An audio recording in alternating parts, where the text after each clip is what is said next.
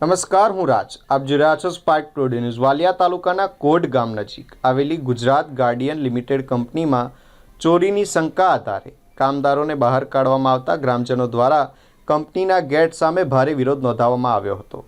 Company દ્વારા code ગામના કામદારોને શંકાના આધારે છૂટા કરાતા રોષે ભરાયેલા ગ્રામજનો ગેટ પર એકત્ર થયા હતા. ઘટનાની જાણ થતાં જ વાલિયા પોલીસ સ્ટેશનનો સ્ટાફ તાત્કાલિક ઘટનાસ્થળ પર પહોંચી શાંતિ જળવાય તે માટે બંદોબસ્ત ગોઠવવામાં આવ્યો હતો.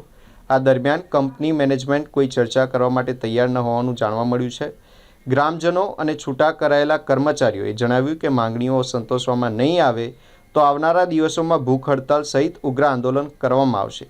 કિરણભાઈ વસાવા, ગૌતમભાઈ દેસાઈ, માંજીદભાઈ પટેલ સહિત ગ્રામજનો દ્વારા માંગણી રજૂ કરવામાં આવી છે. છેવટે કોન્ટ્રાક્ટર મારફતે થયેલી ચર્ચા બાદ કંપની મેનેજમેન્ટે 6 દિવસનો સમય આપતા હાલ માટે આંદોલન સ્થગિત રાખવામાં આવ્યું છે. 6 દિવસમાં માંગણીઓ નહીં સંતોષાય તો ફરી આંદોલન કરવાની ચીમકી ગ્રામજનોએ ઉચ્ચારી છે.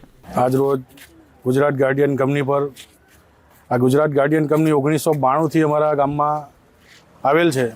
1992થી લઈને અમારા ગામમાં અત્યાર સુધીના રેકોર્ડમાં કોઈ દિવસ કોઈ એક વ્યક્તિ પણ કંપની પર ગેટ પર આવ્યો નથી.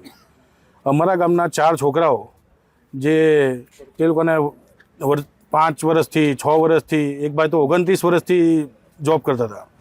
એ લોકોના ચોરીના શંકાના દાયરામાં એ લોકોને છેલ્લા 4-5 મહિનાથી કંપનીએ વગર કારણોસર કાઢી મૂકેલા છે.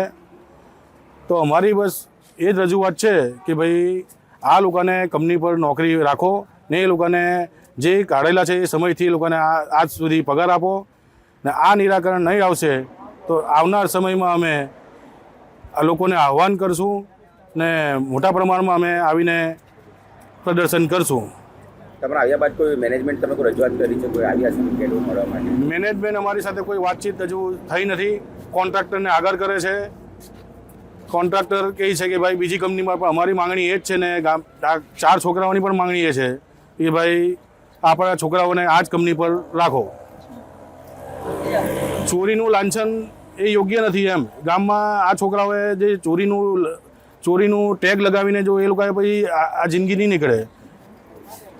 ચોરીના શકના દાયરામાં જો તમે આવી રીતે એ લોકોને છોકરાઓને નોકરી પરથી કાઢી મૂકો ને અમારા ગામમાં અમારી જ કંપની આપણી સાથે આવું કરે તો એ યોગ્ય નથી. એમ વાલિયા પોલીસ દ્વારા કોઈ જે શંકાના દાયરામાં છે ચોરો કે તમારા ગ્રામજનો કોઈ ધરપકડ કરવામાં આવી છે આજ દિન સુધીમાં? આજ સુધી કોઈની પણ ધરપકડ કરવામાં નથી આવી. નથી કંઈ કોઈના પર એ થયું.